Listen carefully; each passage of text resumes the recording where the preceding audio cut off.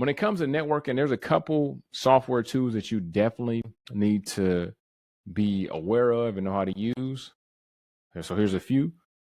And remember at the beginning, you're supposed to write shit down. So you can also pause. But ping is one. Tracert is another one. ipconfig is one. NSLookup is one. Ping, just to make sure that you can actually communicate and send packets to stuff that's on your network and outside of your network. Tracert traces the route of routers, right?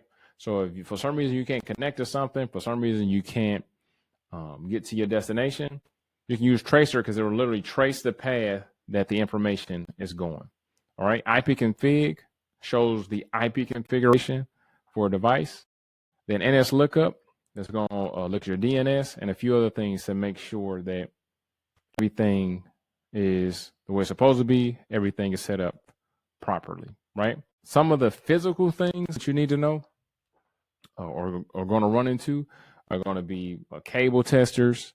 That's just to make sure that your Cat5 and stuff like that is actually working correctly. You don't have any broken pairs or anything like that.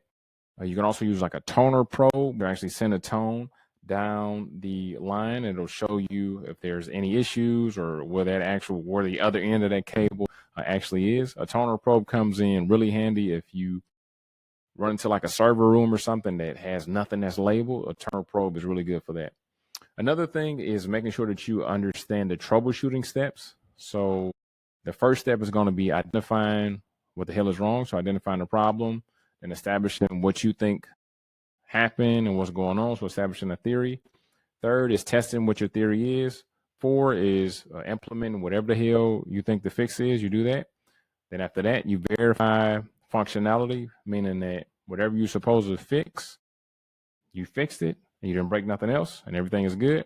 And last but not least, document everything that you did. So today we talked about basic networking concepts, wireless networking, cabling and networking, version 4 and version 6 addresses, and network troubleshooting.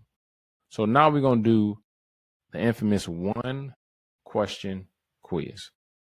Just 1 question, have you think about it, and then let's see what you think. A remote employee reports that they cannot access any websites while working from home on a company laptop.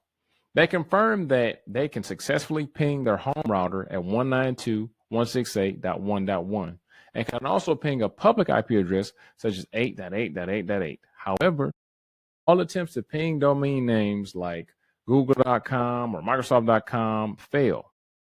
Other devices in home are browsing the internet normally. Based on these symptoms, what is the most likely cause? Is it A, the Ethernet cable is faulty, B, the home router is powered off, C, the laptop has an incorrect or missing DNS configuration, or D, the laptop has assigned itself an PIPA address?